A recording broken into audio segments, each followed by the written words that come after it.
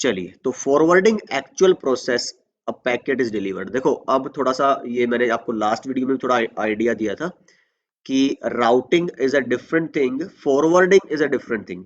अगर आप डीसीएन के इस चैप्टर के हिसाब से या नॉर्मल नेटवर्क अंडरस्टैंडिंग के हिसाब से बोलोगे तो you can say that both of them are same, अगर आप जब डेप्थ की बात नहीं कर रहे हो।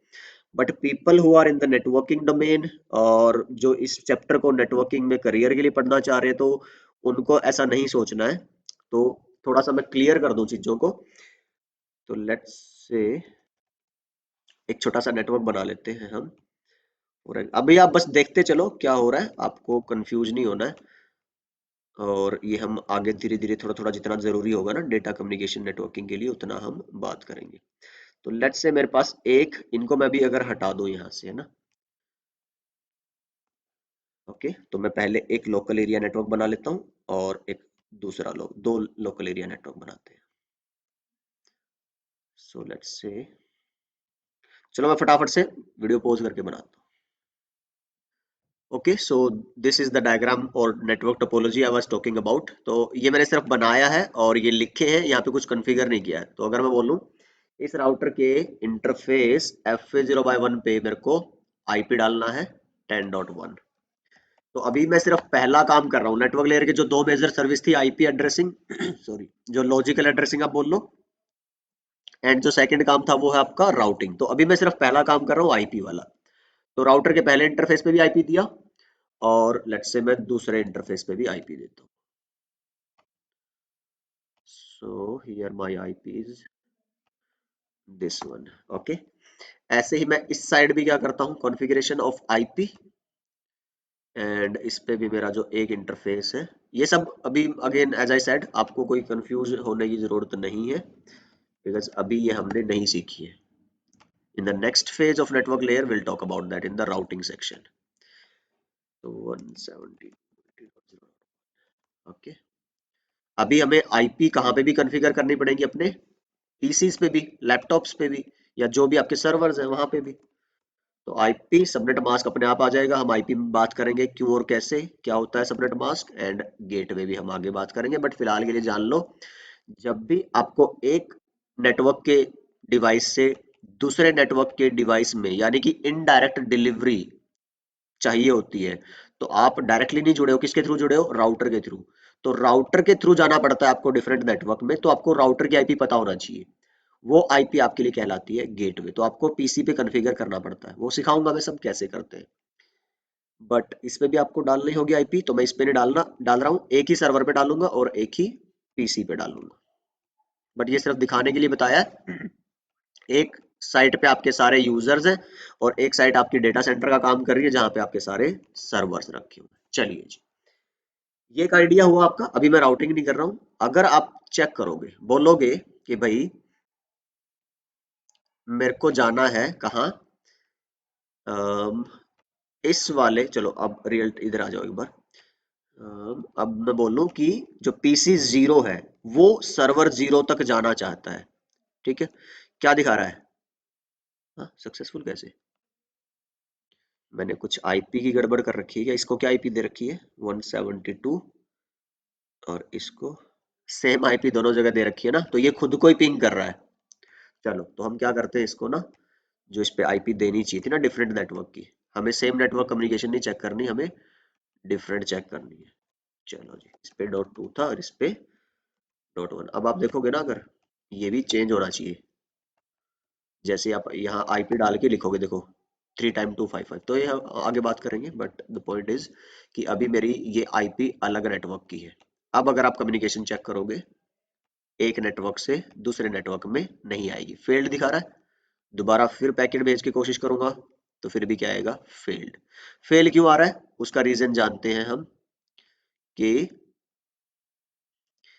अगर आप यहाँ पे गेटवे ना डालो फॉर एग्जांपल, तो एक तो वो रीजन होगा कि फेल हो जाएगा आपका। बट गेटवे तो मैंने डाल रखा है। फिर भी अगर आप यहाँ से पैकेट भेजोगे यहाँ, तो आपका पैकेट पहले कहाँ चला जाएगा, अपने गेटवे पे। ओके, जैसे इस राउटर के पास गया, राउटर क्या करेगा, देखो इसको ड्रॉप कर रहा है। राउटर क्यों ड्रॉप कर रहा है, आप पढ़ो इसको। कहता है कि फ्रेम रिसीव हुआ, चेक किया उसने, ओके, डिकैप्सुलेट किया, और अपनी टेबल में चेक करता है।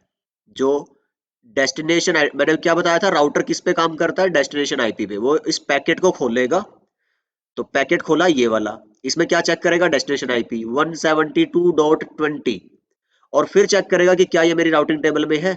जैसे सिस्को के राउटर पे राउटिंग टेबल चेक करनी हो तो क्या कमांड होती है आपकी, शो आईपी रूट। यहाँ पे देखो, ये आपको दिखाएगा अपने खुद के रूट। अभी तक जो आईपी आपने डाल रखी है, जैसे शो आईपी इंटरफेस ब्रीफ, एक कमांड चलाओ, इससे आप जान सकते हो कि किस इंटरफेस पे कौन सी आईपी डाल ली है आपने। तो ये राउटर स्मार्ट होते हैं, ये इंटरफेस पे जो आईपी डाल रखी है ना, उस आईपी से उसका नेटवर्क उठा लेते हैं। देखो, ठीक है, उधर डॉट वन था, इसमें डॉट जीरो है, इसमें 10.1 था, इसमें 10.0 है। तो ये हम आगे बात करेंगे सारी, बट द पॉइंट इज, इसको सिर्फ दो ही रूट का पता है, दो ही नेटवर्क्स का पता है। एक तो 10 का, जो कि इसके FA0/1 इंटरफेस पे कॉन्फ़िगर्ड है, और एक 192.168.10 का, जो इसके इंटरफेस FA0/0 पे। लेकिन आपको कहाँ जाना है, आपकी डेस्टिनेशन कौन है, 170.20, तो उसके बारे में तो इसको आइडिया ही नहीं है, बिकॉज आपने क्या नहीं कर रखा, कोई राउटिंग नहीं कर रखी। ऑलराइट, तो इसलिए क्या कर रहा है, आपका पैकेट को ड्रॉप कर रहा है। चलो, अब जैसे मैं इस पे राउटिंग कर दूंगा, जो हम आगे पढ़ेंगे, तो बस फिलहाल मैं फटाफट से आपको एक राउटिंग करके दिखा रहा हूँ, ताकि हमें क्या हो, एक अंडरस्टैंडिंग हो जाए। अब मैं अगर इस पैकेट को डिलीट करूं और यहां से यहां भेजना चाहूं, अब देखो जी, अब की बार वो नहीं आएगा क्रॉस।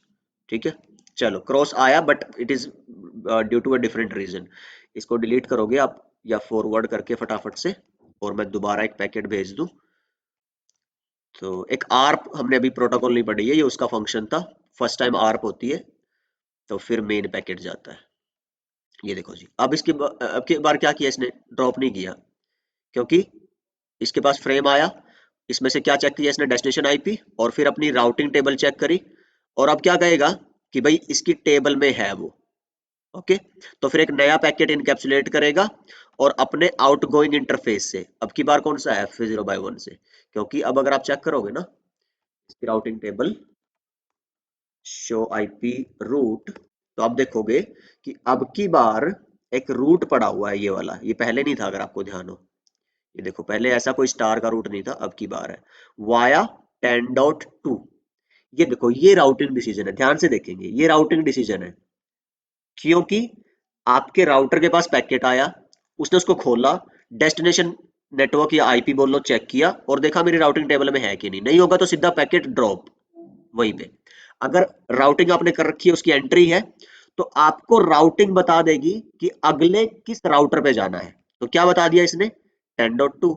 ओके, 10.2 कौन है, आपका ये राउटर।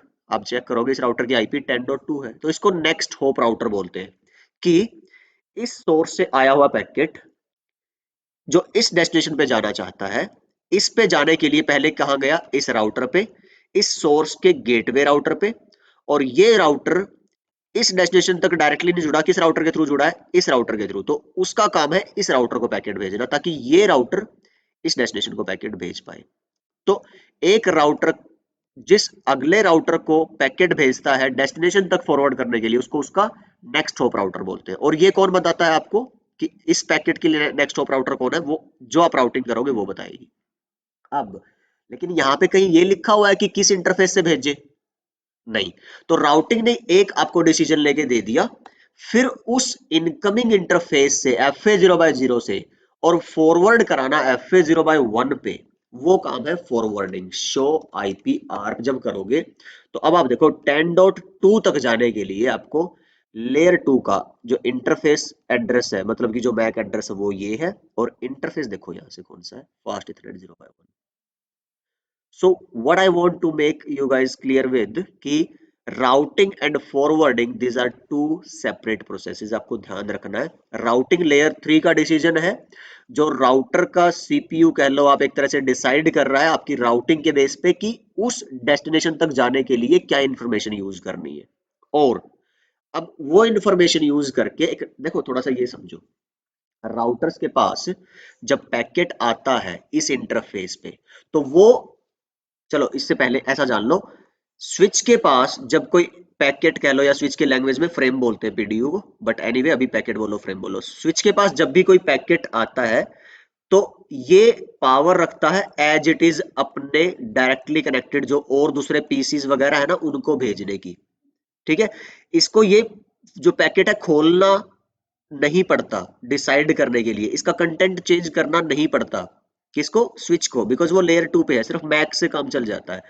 लेकिन जब इंटर नेटवर्किंग, ये क्या थी आपकी इंट्रा नेटवर्किंग सेम नेटवर्क में, बट जब इंटर नेटवर्किंग की बात आती है, इंटर नेटवर्किंग कौन कर रहा है? राउटर। तो राउटर के पास जब पैकेट आया, अब वो लेयर 2 यानी मैक पे काम नहीं कर रहा स्विच की तरह, वो लेयर 3 यानी आईपी डेस्टिनेशन। स्विच किस पे काम करता था? डेस्टिनेशन मैक पे, वो लोकल में पड़ा था। राउटर काम करता है डेस्टिनेशन आईपी पे, वो लोकल में नहीं है, वो रिमोट पे है। तो इसको इस पैकेट को खोलना है, आईपी चेक करनी है। और जब एक और थोड़ा सा, अब आई डोंट नो ये कॉम्प्लेक्स ना हो जाए आपके लिए, जब आप यहां से पैकेट भेज रहे थे ना, तो आप सिर्फ पैकेट नहीं भेजते, आप फ्रेम बना के फिर उसकी बिट्स लिंक पे भेजते हो, याद है ना? ओएसआई मॉडल क्या बोलता है? TCP IP model, application data लिया, ट्रांसपोर्ट लेयर पे भेजा, सेगमेंट बनाया, टीसीपी यूडीपी इंफॉर्मेशन डाली, नेटवर्क लेयर पे भेजा, सोर्स आईपी डेस्टिनेशन आईपी डाली। तो सोर्स आईपी कौन है? 192.168.10.2। डेस्टिनेशन आईपी कौन है? 172.20.0.2। इस पैकेट में ये इंफॉर्मेशन होगी, this source and that destination. अब लेकिन पैकेट थोड़ा ना जाएगा फिजिकल लेयर पे, फिजिकल लेयर पे तो क्या जाता है? डेटा लिंक लेयर पे जो तुम्हारे पास क्या बना था? फ्रेम। और फ्रेम कब बनता है? जब आप उसके अंदर सोर्स की इंफॉर्मेशन भी डालोगे मैक वाली, और डेस्टिनेशन की भी। तो ध्यान रखेंगे हम आगे जब राउटिंग, या फिर मान लो जब आप नेटवर्किंग के कोर कोर्सेज पढ़ोगे सीसीएनए वगैरह, तो उसमें ये चीजें इन डेप्थ डिस्कस होती है। या फिर आप बेसिक्स ऑफ आईपी राउटिंग वाली जो मेरी सीरीज है, 8-10 जो वीडियोस है, उसके अंदर भी मैंने एक कॉन्सेप्ट बताया हुआ है। आईपी डेटा ऑपरेशन एक कॉन्सेप्ट होता है, उसमें क्या आप मान के चलो कि जो आईपीज होती हैं वो अल्टीमेट होती है, ये सोर्स, ये डेस्टिनेशन। लेकिन जो मैक एड्रेसेस, जो लेयर 2, हमने क्या बोला था? एंड टू एंड जो आपका एड्रेसिंग है, जो डिवाइस पहचानना भाई सोर्स डिवाइस कौन है, डेस्टिनेशन डिवाइस कौन है, ये काम कौन सी लेयर कराती है? Layer 3, by using IP address. लेकिन वहां तक जाने के लिए डेटा फिर कैसे भेजना है? पहले इस लिंक पे, फिर इस लिंक पे, और फिर इस लिंक पे। तो ये किसका काम आएगा? लिंक लेयर का, डेटा लिंक लेयर का। इसके लिए फिर कौन से एड्रेस यूज होंगे? लिंक लेयर के एड्रेस, जो हमारे केस में इथरनेट के केस में मैक एड्रेसेस होते हैं। तो जब ये packet with information of IP आएगा डेटा लिंक लेयर पे, तो ये क्या करेगा? अपने डेटा लिंक लेयर के एड्रेसेस यानी कि hardware address, mac address add कराएगा। तो वो लिंक बाय लिंक होते हैं। तो अगेन लेट मी से, जब पैकेट बना होगा, ठीक है, इस पीसी से शुरू में बिल्कुल जब आपने एक्सेस किया था, तो पैकेट में सोर्स आईपी होगा खुद का 192.168.10.2, डेस्टिनेशन आईपी होगा इसका 172.20.0.2।